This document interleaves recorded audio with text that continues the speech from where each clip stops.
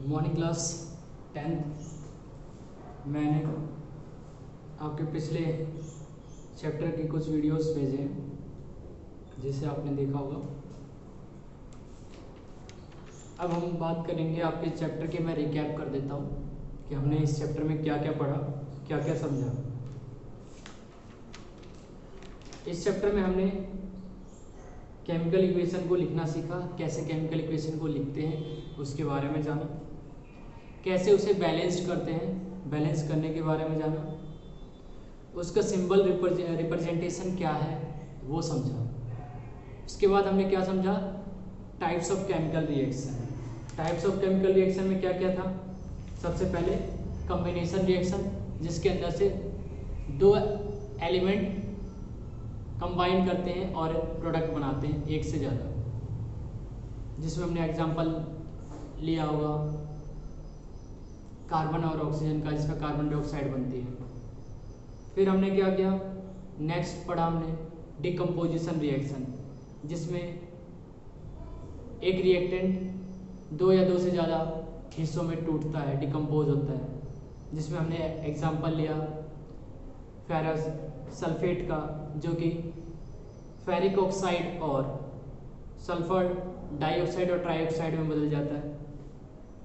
फिर दूसरा एग्जांपल हमने लिया लाइमस्टोन का, कैल्शियम कार्बोनेट का, जो कि क्विक लाइम यानी कैल्शियम ऑक्साइड और कार्बन डाइऑक्साइड गैस में बदल जाता है। फिर तीसरा हमने पढ़ा डिस्प्लेसमेंट रिएक्शन के बारे में। डिस्प्लेसमेंट रिएक्शन में क्या पढ़ा हमने कि एक जो हायर एलिमेंट होता है वो लेसर एलिमेंट के सॉल्ट सॉल्यूशन से उसको अलग कर देता है और खुद का सॉल्ट बना देता है। जैसे एग्जांपल लिया हमने आयरन और कॉपर सल्फेट का, जो कि आयरन सल्फेट बन जाता है जिसमें, और कॉपर अलग हो जाता है। फिर उसके बाद हमने पढ़ा डबल डिस्प्लेसमेंट, जिसमें कि आयन का एक्सचेंज होता है, एक दूसरे सॉल्ट के अंदर एक दूसरे एलिमेंट अपने आयंस को एक्सचेंज कर लेते हैं, जिसमें हमने एग्जांपल लिया सोडियम सल्फेट बेरियम क्लोराइड का, जिसमें कि बेरियम का सल्फेट बन जाता है और सोडियम का क्लोराइड बन जाता है। उसके बाद हमने क्या पढ़ा, ऑक्सीडेशन एंड रिडक्शन के बारे में। ऑक्सीडेशन जिसमें कि ऑक्सीजन ऐड हो जाता है, ठीक है। रिडक्शन जिसमें हाइड्रोजन ऐड हो जाता है या फिर ऑक्सीजन रिमूव हो जाता है। तो ऑक्सीडेशन और रिडक्शन इन दोनों अगर एक ही एलिमेंट एक ही रिएक्शन के अंदर ये दोनों हो रहे होंगे तो उसको हम रिडॉक्स रिएक्शन भी बोलते हैं, जिसमें हमने ऑक्सीडेशन के लिए एग्जांपल लिया कॉपर और ऑक्सीजन का, जिसमें कॉपर ऑक्साइड बन जाता है। और कॉपर ऑक्साइड का जब हाइड्रोजन गैस के साथ ट्रीट किया तो कॉपर जो होता है वो अलग हो जाता है, तो उसमें क्या होता है, उसका रिडक्शन हो जाता है क्योंकि ऑक्साइड निकल जाता है।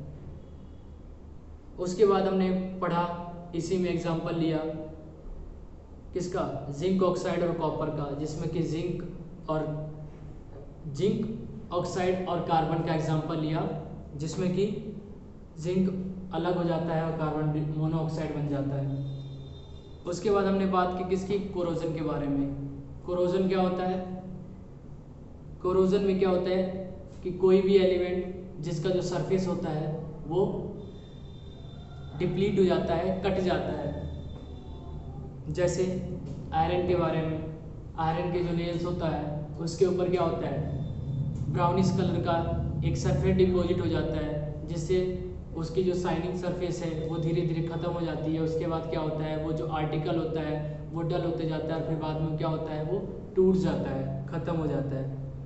तो आयरन के ऊपर जो सरफेस ब्राउनिश सरफेस डिपॉजिट हो जाती है उसको हम रस्ट बोलते हैं। फिर हमने उसके एग्जांपल्स लिए रस्टिंग ऑफ आयरन्स का। उसके बाद हमने लास्ट टॉपिक पढ़ा रेंसिडिटी। रेंसिडिटी में क्या था, जिसके अंदर के जो भी सामान होता है, जो खाने वाला सामान होता है वो क्या होता है, ख़राब हो जाता है, स्पॉइल्ड हो जाता है। उसको अगर हमने बाहर कुछ देर के लिए छोड़ दिया तो वो स्पॉइल्ड हो जाएगा। जैसे आपने कभी सेव को काटा होगा, सेव को काट के छोड़ दो, कुछ देर के बाद उसके ऊपर क्या हो जाएगा, ब्राउन कलर की सरफेस डिपॉजिट हो जाएगी। ऐसे ही कुछ देर के लिए आपने सामान छोड़ दिया, जैसे दूध है उसको बिना गर्म किए आपने गर्मी में छोड़ दिया, क्या हो जाता है, वो फट जाता है। तो क्या है, रेंसिडिटी का एग्जाम्पल सही है। फिर उसके हमने क्या, रेंसिडिटी को रोकथाम करने के लिए प्रिवेंशन है, कैसे हम उसको बचाएं, हम उसको रेफ्रिजरेटर में रखते हैं। कई बार आपने देखा होगा जो फूड स्टफ्स आप मार्केट से खाते हो, जंक फूड्स, लेस है, चाहे कुरकुरे है, चाहे कोई भी ऐसा प्रोडक्ट आप मार्केट से लेके आते हो, उसके अंदर गैस भरी होती है। वो गैस कौन सी होती है, नाइट्रोजन गैस होती है। उसको फिल किया जाता है, क्यों, ताकि उस फूड को बचाया जा सके। तो इस चैप्टर के अंदर हमने रिएक्शन के बारे में और कैसे रिएक्शन हो रहा है, कैसे रिएक्शन को बैलेंस करना है, इसके बारे में हमने इस चैप्टर में पढ़ा।